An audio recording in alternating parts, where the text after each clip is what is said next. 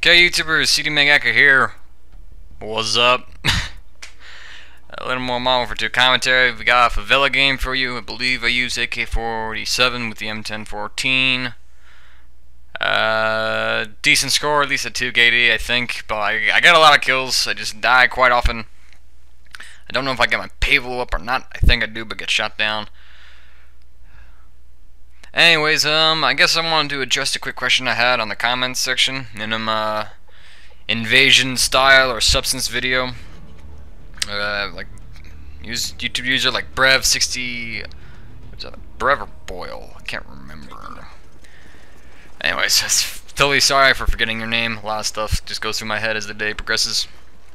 And he asked me like, why is your name CD-Mangaka? You know, dumb question, I know, but I mean, you know, he was just looking. Well, it was just, you know, his question. And so, well, you know, I decided, well, why not tell you guys? For those of you who are adept in your Japanese and anime and manga and whatnot, you'll recognize that the word mangaka is the official Japanese term for what a manga artist is in Japan. Like,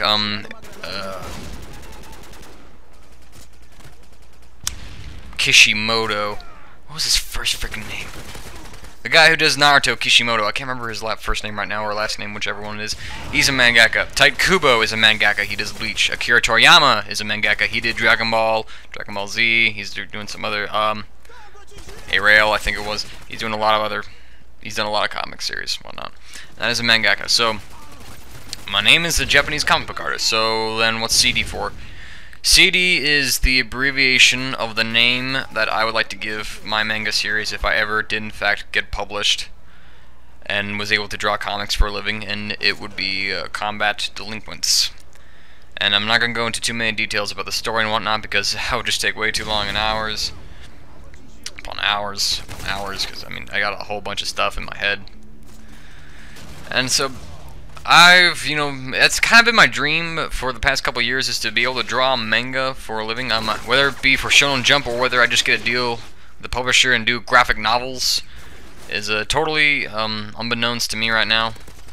And I don't know even if I will kind of be able to go into such a business with my subpar drawing skills, or if I will have the patience, or maybe there's something in the video game, you know, world for me, like I become like a video game reviewer, or like do walkthroughs and with you know, videos such as this commentary stuff, except get paid for it.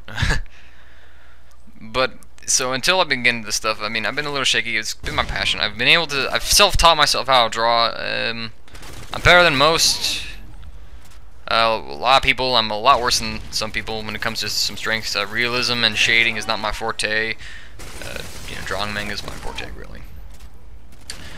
And let's see, I guess, well, I've always been interested in like anime and manga. My first real Japanese cartoon was Digimon back in the 90s.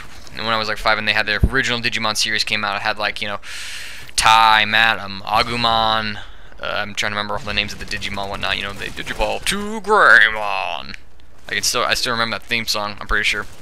I watched about like the first 4 seasons, you know, then they brought in like Davis, and they still had the original characters, and they had like the armor transformations, and they brought in the 3rd one with Takato and Killaman. I love that. Then the 4th one where they had like Lobomon, and where the kids were actually becoming the Digimon themselves, like the ancient spirit stuff. Those are some cool cartoons. From there, I kind of just, you know, lost interest. And well, after that, I again became more and more interested in the stuff. My friend introduced me to a PS1 game, Dragon Ball Z Ultimate Battle 22. And I just kind of fell in love with the fighting system and whatnot. Goku became my favorite, even though I didn't know the story. He had a bunch of anime videos, a bunch of the videos with the episodes on them. And you know, I watched them, I kind of, you know, began to like them a lot more. And then I just eventually began to, well, you know, just, you know, get a lot more interested. I began reading manga. I've got into Shonen Jump series. Rurouni Kenshin is a favorite of mine. Bleach, Naruto, of course. Dragon Ball Z is a classic in my opinion. I'm trying to think. I read Hellsing. I'm reading Berserk. Toriko, Bakuman, and I've always kind of, you know, wanted to be, you know, to be able to do my own comic store. You know, I mean, I've drew comics back when I was in like 8th and 9th grade. I've only completed 1 comic as of today, 1 full like length comic. It's just 10 pages long. It took me like months to do using a Manga Studio program, and I inked it with the tablet. I'm kind of a little bit lazy when it comes to doing my stuff on the computer because I don't have the tablet I like.